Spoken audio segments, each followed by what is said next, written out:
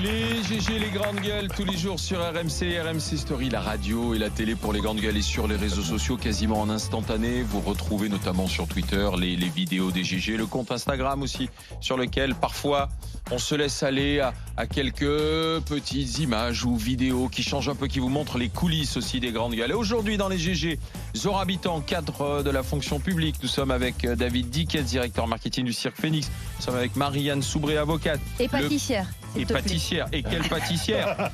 Christophe Michalak sera sûrement en larmes tout à l'heure, en larmes, devant l'admiration qu'il portera à la photo du gâteau de Marianne Soubré, le chef pâtissier, son livre de recettes, La pâtisserie en famille, aux éditions HarperCollins. Il sera avec nous tout à l'heure. Michalak. 8 adolescents sur 10 ne font pas de sport. Selon l'OMS, est-ce que c'est de la flemme ou est-ce que c'est un nouveau mode de vie? On en parle maintenant dans les GG, mon cher Olivier. Oui, alors je vais faire mon Gilles-William Golnadel. J'ai entendu ce matin sur France Inter, Oh là là, la radio du service public, non, le présentateur du journal le matin dire que nos enfants étaient feignants parce qu'ils faisaient moins de sport que les autres. Ce qui était quand même plutôt, à mon avis, un avis d'un peu de vieux con, quoi, parce que nos enfants, ils sont souvent le reflet de la société qu'on a bien voulu leur offrir. Et quand on regarde effectivement cette enquête de l'OMS, elle est plutôt inquiétante puisque la France est extrêmement mal placée, très loin derrière le Pakistan, le Kenya ou encore même les États-Unis concernant l'activité physique de nos enfants, des jeunes. On est alors vraiment au tréfonds du classement, à la 119e place sur 146. Et alors en cause, pas forcément les tablettes, les ordinateurs, etc., mais surtout les journées scolaires trop chargées. Eh oui. C'est ce que dit notamment la chercheure qui a travaillé sur cette étude. En France, je sais que les enfants vont à l'école du matin jusqu'au soir, ils reviennent à la maison, ils ont en plus des devoirs à faire. Comment peuvent-ils faire 1 heure d'activité physique chaque jour si toute la journée est pleine?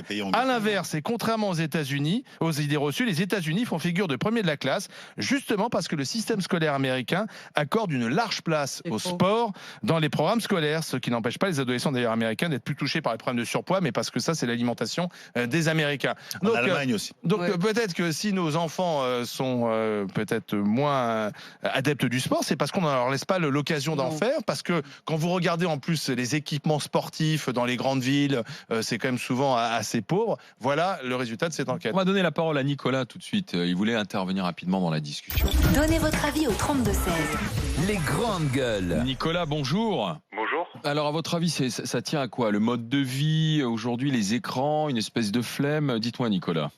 Je vais plutôt dire une mode de flemme parce que maintenant les jeunes ils sont plus maintenant sur les réseaux sociaux, sur les écrans, sur leur téléphone. Et puis en plus pour leur hygiène de vie, c'est pas très bon pour la suite, pour leur Vous avez quel avenir. âge, Nicolas? 24 ans. Et donc, autour de vous, comment vous le voyez, je suppose? Alors, vous le constatez, notamment. Oui, bien sûr, parce que moi je fais des petites missions le matin près de Lille, et puis quand je distribue les journaux gratuits, puis quand je vois toujours les jeunes sur leur téléphone, même pas se parler et tout, donc Ouais. je trouve que c'est Vous faites tellement du dommage. sport, vous? Comment? Vous faites du sport, Nicolas? Oui, bien sûr, je fais 1 heure et demie de tennis par semaine.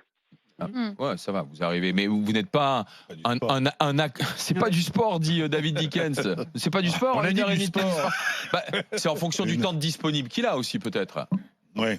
Non? Je fais Il y a ça toujours une plutôt bonne raison pour ne pas faire. Il y a toujours une bonne raison pour ne pas faire de sport. Allez-y, Nicolas. Je suis obligé de faire ça parce que j'ai eu tellement de Problème de dos. soucis de santé, problèmes de dos, parce que sinon il allait se dégrader. Puis c'était pour bien pour tenir mon corps, parce que sinon mon médecin m'avait dit sinon Bien sûr. tu serais plus capable de tenir.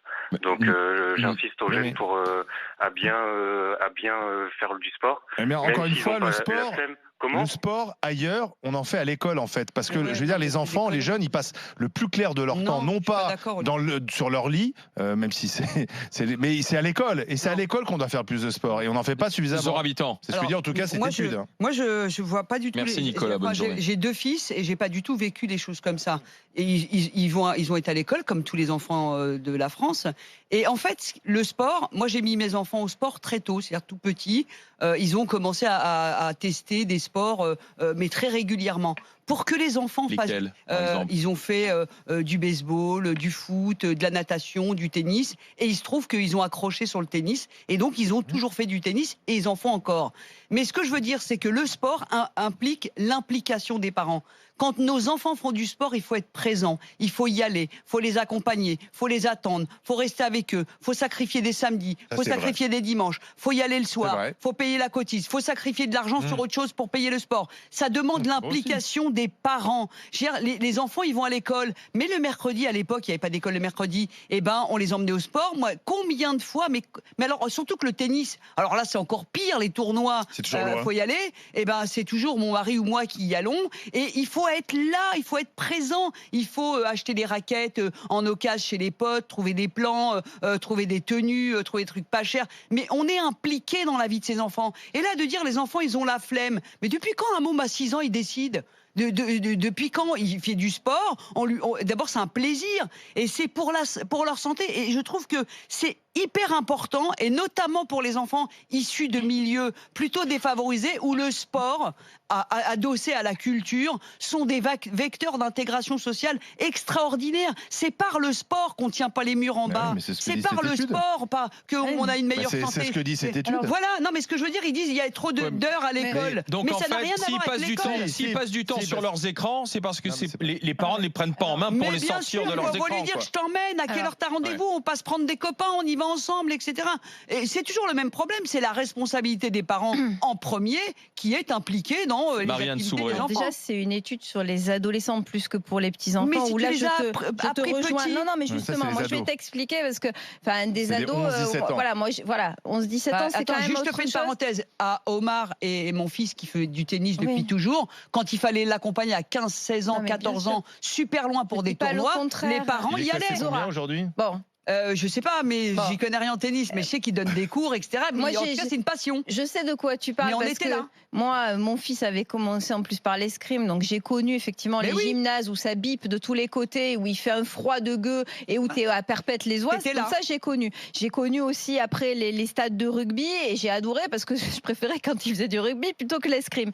Et il joue encore au rugby. Voilà. D'accord. Mais ça, c'était mon fils et mon fils n'avait pas la même façon de voir peut-être ses études que sa sœur. Aujourd'hui, j'ai une fille en terminale qui, depuis la seconde, est extrêmement impliquée dans sa vie scolaire, qui n'a qu'un seul objectif et qui est concentrée dessus parce qu'elle veut devenir médecin et qu'elle est prête à tout pour devenir médecin. Et ben, ma fille, qui pourtant est de naturel sportif et qui a fait du sport quand elle était petite, est l'adolescente type en fait de cette étude. Oui, mais là, l'étude, en fait, elle te montre par exemple que la Corée du Sud est le plus mauvais élève. Et la Corée du Sud, c'est ces enfants qui, en fait, jour et nuit, vont faire des cours supplémentaires, etc. Donc, c'est pas un problème d'écran. C'est un problème, en fait, de système scolaire aussi. Et c'est un vrai problème de système scolaire. Moi, ma gamine, en fait, elle est en terminale S aujourd'hui.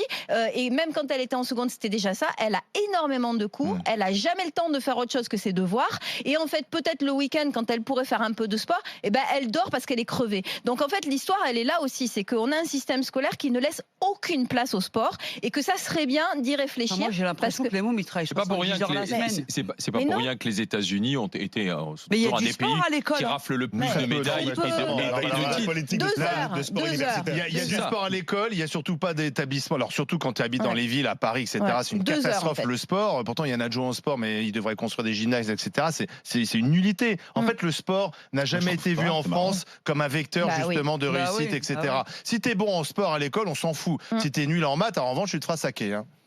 David Dickens, et puis on écoute Muriel au 32-16.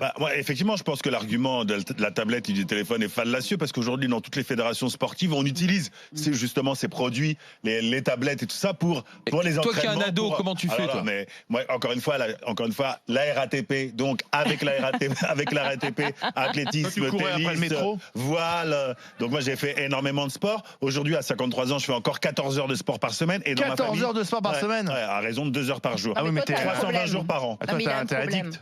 Non, je suis. Non, mais oui, t'as le temps, en fait, je pense que je rejoins Zora là-dessus, c'est que j'étais plutôt un petit garçon timide, ensuite un adolescent un petit peu perturbé, et j'ai trouvé ma place grâce au sport, parce que c'est là que je me suis rendu compte que je pouvais être plus fort que mes petits camarades.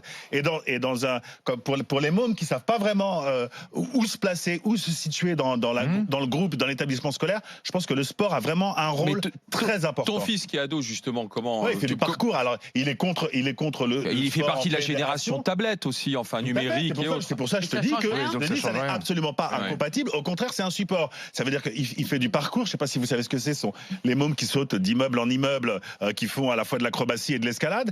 Les mômes se filment les uns les autres, et ensuite ils se corrigent sur les tablettes. Ça a un nom, en fait, c'est pas parcours, c'est un nom japonais en fait. Du parcours. Ah bon, non, alors surtout tu leur dis pas, toi tu parles des Yamakasi, ne leur dis surtout pas ça. Ah d'accord. Parce que là c'est OK boomer, tu vois, qui leur dit ça. Désolé. Non, vraiment pas. Moi je croyais que c'était Yamakasi. Pourquoi c'est pas Yamakasi? Non, c'est du parcours. Parce que les Yamakasi, c'est une association qui fait des compétitions, etc. En fait, c'est encore l'école, quoi. Mais ça, là où j'hallucine. On accueille les filles, etc. Mais je te dis, tous ces supports numériques dont on dit qu'ils les empêchent de faire du sport, au contraire, ils les motivent et ils permettent l'amélioration de leur performance. Non, mais ce qui est incroyable, c'est que c'est encore l'école, encore l'État. C'est-à-dire qu'en tant que parent, on n'existe pas. Mais c'est quand même incroyable. Je te dis qu'il y a pas mais moi, je peux vous dire que moi, j'habite en région parisienne depuis toujours. Je peux vous dire que possibilité d'inscrire ses enfants dans n'importe quel sport, je te dis en place fédération par rapport pas. à leur temps scolaire. Il n'y a pas la place par rapport à leur temps scolaire. Attendez, excusez-moi. Il y a encore une fois, je le disais les trous qu'ils ont, les collégiens, tu vas à la piscine, ça coûte 1,50 €. Voilà. C'est pas ça. Non, mais la vérité, c'est que tu auras toujours un bon prétexte. Tu auras toujours un bon prétexte pour skipper le sport. Bien sûr. En fait, moi, mes séances de sport, elles sont inscrites à mon planning de manière à pas y déroger. Sinon, tu as toujours une bonne raison pour pas y aller. D'accord. Néanmoins, c'est intéressant. On se compare avec les autres. Donc, excuse-moi, Zora. Comme par hasard, c'est dans les pays où justement, à l'école, on laisse de la place au sport, où on valorise le sport. Bah oui, parce que c'est là où nos enfants passent le plus clair de leur temps. Alors, qu'est-ce que je te dis ? Je vous explique, parce que le reste du temps, le week-end, on est avec nos enfants, on peut partager leurs activités. On veut pas partager la culture, on veut pas partager le sport, on veut pas partager l'activisme. Ma fille, elle bosse. Non, mais attention, les devoirs, il y a plus de devoirs chez nous qu'ailleurs. En Allemagne, ils n'ont pas cours l'après-midi. Voilà. En Allemagne, ils n'ont pas cours l'après-midi. Et il y a moins de devoirs à la maison. Ça facilite énormément la possibilité pour ces mômes de faire du sport. Aux États-Unis, il y a une vraie politique du sport universitaire. Ça facilite considérablement à la fois la possibilité de faire du sport, mais les vocations. C'est vrai qu'en France, on manque de cet accompagnement. Dans un instant, ça dépend des filières aussi. Moi, je maintiens mon fils en ES, il avait beaucoup moins de cours que ma fille en S, par exemple. Et donc, il faisait beaucoup plus de rugby, etc. Parce qu'il n'était pas du tout dans le même objectif. Dans un instant, Muriel qui va donner l'exemple de sa fille au lycée. Et puis nous serons avec Mamadou qui est coach sportif justement. Restez avec les grandes gueules. La génération ado ne fait pas assez de sport. Pourquoi ? RMC, 9h midi. Les grandes gueules.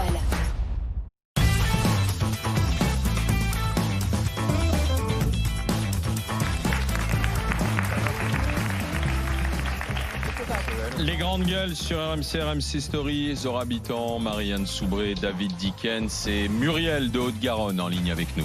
RMC, les grandes gueules. Appelez au 32-16. Bonjour Muriel. Oui, bonjour à tous. Bonjour. Assistante maternelle Muriel. Alors dites-nous, les adolescents qui ne font pas sport, pourquoi selon vous ? C'est un peu un résumé rapide de dire qu'ils sont feignants, moi je pense. Moi j'ai 3 enfants. La dernière est au lycée. On habite un milieu rural. Donc ça veut dire que le lycée, il est pas à proximité. On a les bus du conseil général. Ma dernière fille qui est en première, elle passe le pas de la porte le matin, il est 7h15. Voilà. Elle refranchit le pas de la porte le soir, il est 18h30, 18h40. À ça, il faut quand même rajouter le travail scolaire parce que ça reste la priorité avant le sport. Le mercredi, les cours terminent à 13h, le bus la ramène, il est 14h. Donc il faut manger en arrivant. Enfin, voilà. Elle a 16 ans, comme tous les ados de 16 ans, à un moment donné, il faut qu'ils dorment. Et ils aiment dormir et il faut récupérer des semaines parce que en plus finalement de leurs 4 jours et demi de cours, ils ont pratiquement une journée de transport en plus qui se rajoute. Oui, mais enfin, c'est le cas aussi des enfants qui font du sport. Voilà.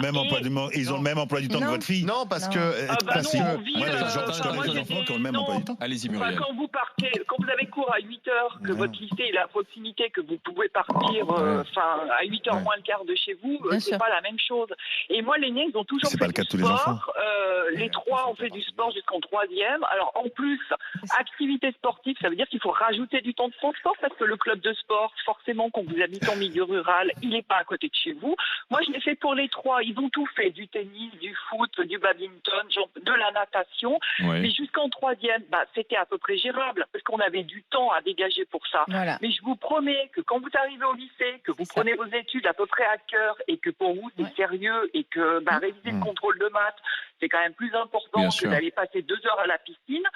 Et moi, je suis la première à réclamer plus de sport pour eux parce que je suis la première à dire que ça leur fait du bien, qu'ils en ont besoin, etc. Mais moi, je ne suis pas certain que les 2 heures de maths soient plus importantes. C'est un avis, c'est une opinion que vous émettez. C'est une opinion que vous émettez. C'est le système qui veut vous dire. Non, mais c'est le système qui dit les maths, c'est plus important que le sport. Mais c'est la France. Muriel, vous êtes assistante maternelle. Il faut écrire à Blanquer, mais le problème, c'est que Blanquer ne changera pas le système parce qu'il est élu. Il est de ce système il va vous expliquer non, c'est quand même plus important d'être bon en maths que de bon en sport. Et Muriel, ça dépend de ce que tu veux faire. Muriel, j'ai une question à vous poser. Vos enfants, est-ce que vous pensez qu'ils auraient réclamé, ou puisque ce que vous avez vu, un peu plus de sport à l'école et un peu moins de matière, en fait? Et je sais pas. De toute façon, on a fait avec le système actuel parce que de toute façon, c'est pas moi qui peux le changer. Ce que je vois maintenant, c'est que l'aîné, alors les 2 grands sont étudiants. L'aîné est en alternance, il termine sa dernière année. De lui-même, finalement, il s'est réinscrit dans un club de rugby et de lui-même, maintenant, il retourne faire du sport. Mais ce que je veux dire, c'est que la période adolescente, la période lycée, c'était pas compatible, quoi. Enfin, je veux dire, à un moment donné, il faut arrêter de se mettre des pressions supplémentaires. Quand on peut pas tout faire, on peut pas tout faire. Donc, il s'agit de faire une priorité. Et la priorité, dans notre système, c'est quand même le travail scolaire. C'est l'obtention d'un baccalauréat dans des bonnes conditions pour pouvoir déposer des dossiers qui sont corrects pour Muriel, je pense des gens pour qui le sport a été une aide pour l'obtention du baccalauréat, madame. Oui. Pardon ? Il y a des élèves pour lesquels le sport a été une aide pour à la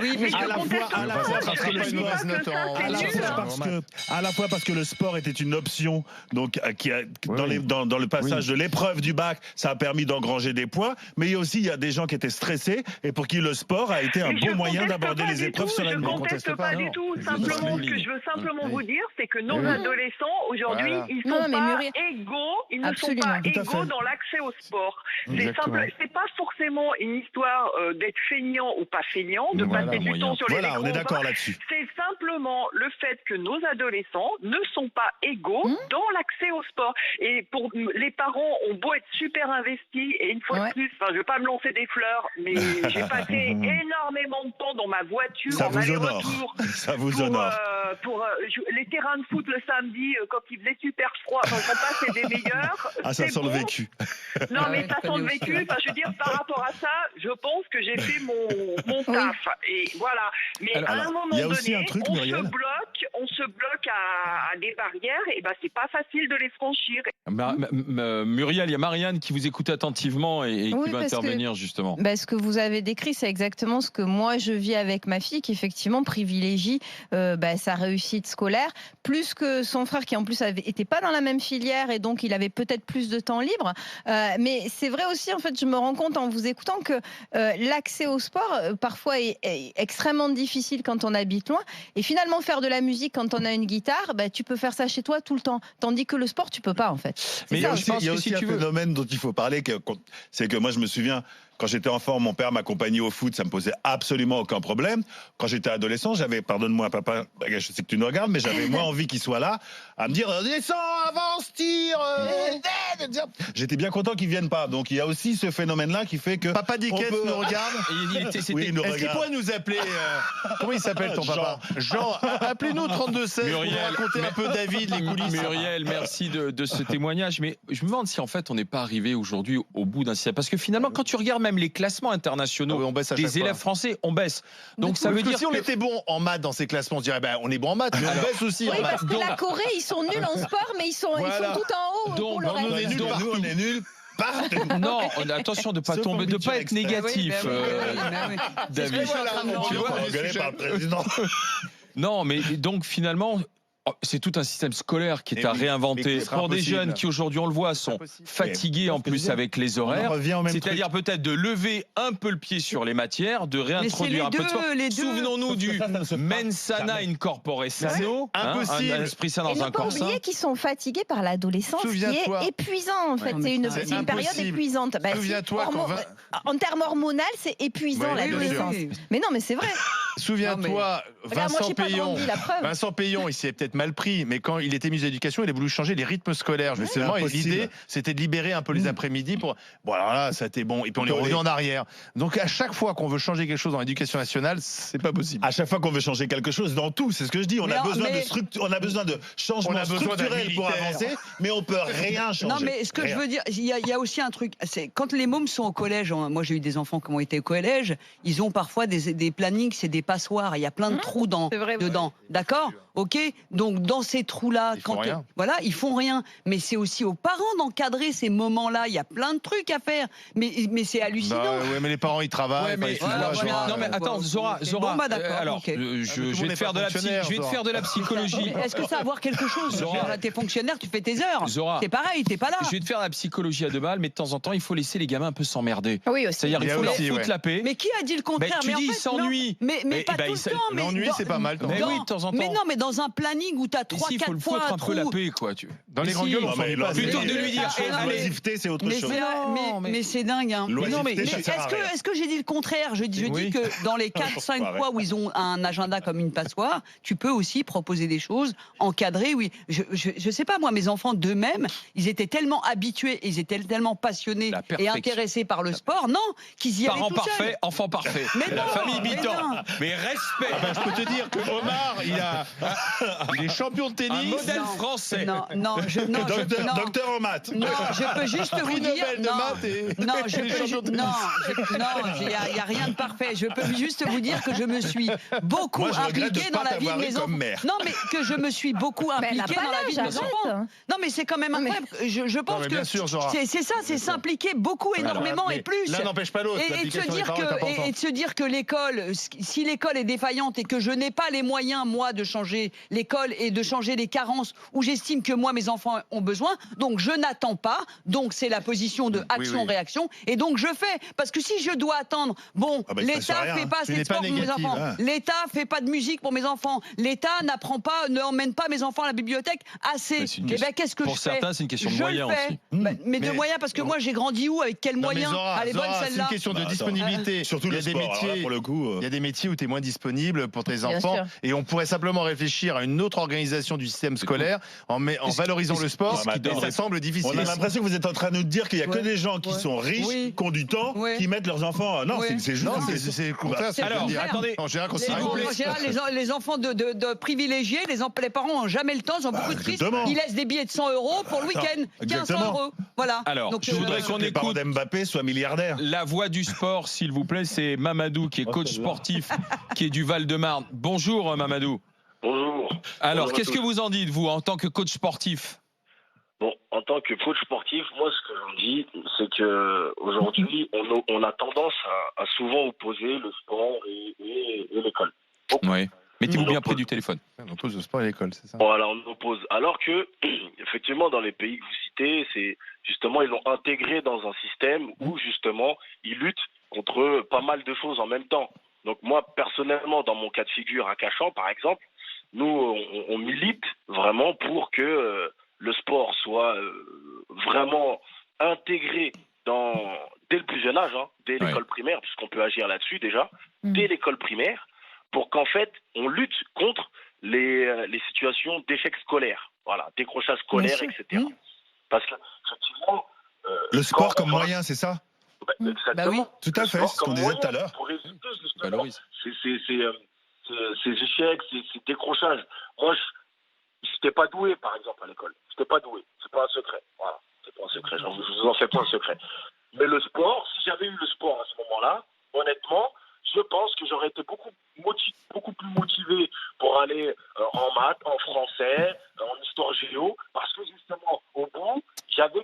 Mettez-vous bien près du téléphone, Mamadou, pardon, mais sinon... Je sais pas si on m'entend bien. Là, c'est parfait, bougez plus. Bougez plus. Allez-y. Donc je disais, il faut impérativement qu'on essaye de faire en sorte d'intéresser les jeunes, parce qu'aujourd'hui les jeunes ils sont plus intéressés. Moi je le vois, moi je le vois. Et si on veut réformer, il faut réformer avec les gens de terrain. Ouais. Il faut réformer avec les gens de terrain. C'est plus dur ça. Hein. Et ça veut dire, Mamadou, parce que vous dites, moi je le vois avec les jeunes, c'est-à-dire ces jeunes que vous voyez au quotidien en tant que coach sportif, les ados, ils sont vers quoi? Ils sont toute la journée sur les tablettes, sur les réseaux sociaux. C'est ça le problème ou pas? Non, pas du tout, Ils font pas. Non, ça c'est un discours de vieux. Allez-y, de l'OMS. Allez-y. Non, l'OMS c'est pas ça. Si, allez-y. C'est pas ça. C'est que les jeunes aujourd'hui, ils sont livrés à eux-mêmes. Voilà. Livrés à eux-mêmes. C'est ça le problème. D'où la responsabilité des parents. La responsabilité, elle est partagée. Les parents, les jeunes aussi. C'est une chaîne. Le système, tout. Pour moi, c'est un tout. Il ne faut pas dissocier. C'est pas la faute des parents. Non, j'ai dit que c'est une chaîne. Ils sont dedans. Voilà, Mamadou et Zora, si à l'école on dit le sport c'est très important, le regard des parents changera également. Sauf qu'à l'école on dit les maths c'est très important, donc les parents qui ont envie que leurs enfants réussissent, ils disent bah moi je vais prendre un cours de maths et puis quand tu rentreras à la maison tu feras pas de sport, tu feras plus de maths, etc. C'est ça, c'est une question de culture, de mentalité qu'il faut changer. Quand l'OMS dit que les raisons sont multiples, mais pointe les écrans, réseaux sociaux, jeux vidéo préférés par nos ados aux piscines et actes de sport. Non mais il y en a autant aux États-Unis. Oui, d'accord, mais si tu veux, c'est même peut-être un peu plus. D'accord. Mais dans l'étude multifactorielle, ce qu'il dit, c'est qu'aujourd'hui, si tu dis à un jeune piscine ou écran tactile, aujourd'hui, ils ont une propension à préférer, si tu veux, aujourd'hui les réseaux sociaux. C'est pas comme ça qu'il faut poser les choses. Ce qui ne veut pas dire. Non, mais ça ne veut pas dire. Mais ça ne veut pas dire qu'on ne doit pas réfléchir à la nouvelle organisation du sport et de l'école aujourd'hui. Et marathon, tu vas me dire quoi? Mamadou, merci.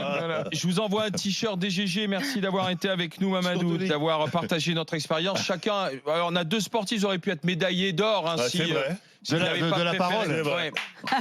Monsieur Brunet-Neumann. On était déjà en train de débattre dans la coulisse. On vous écoute tous les deux. Qu'est-ce que vous avez préparé? Alors, est-ce que vous, les grandes gueules, vous trouvez que la France est trop négative sur elle-même? Oui. Moi, oui. Ouais. Bah, moi, je pense que la France est un paradis peuplé de gens qui croient vivre en enfer. Voilà. Exactement ça. Donc évidemment, et par ailleurs, les gens sont souvent très pessimistes sur l'avenir du pays, mais plutôt optimistes quand vous les interrogez sur leur avenir personnel. Et ça, on le dit pas assez. Éric Brunet. Moi, je pense le contraire. Il n'y a aucune raison de se réjouir. L'avenir Ah ben voilà. Non, mais c'est très simple. Hein. Où est le gaz? En un argument. Il y a 400 000 nouveaux entrants chaque année en France, qui sont plutôt des gens pauvres. Hein. Et ça a toujours été comme ça, la migration. C'est rarement les gens riches qui viennent. Bon, il faut les aider. Il faut leur trouver du travail, des logements. Et puis, il y a les riches qui s'en vont. Donc, réfléchissez une seconde. Le système n'est pas tenable. Les impôts vont augmenter. L'école, l'université vont continuer à se casser la gueule. Oui, je le dis clairement, l'avenir n'est pas réjouissant. Mais en fait, les riches sont pessimistes. Ça, c'est quand même un sacré paradoxe. Non, tout le monde. 32-16 pour réagir avec Brunet et Neumann. Dans un instant, avec nous, un chef pâtissier, la réussite, l'excellence. C'est monsieur Michalak qui sera avec les GG, avec les grandes gueules. À tout de suite. RMC, 9h midi. Les grandes gueules.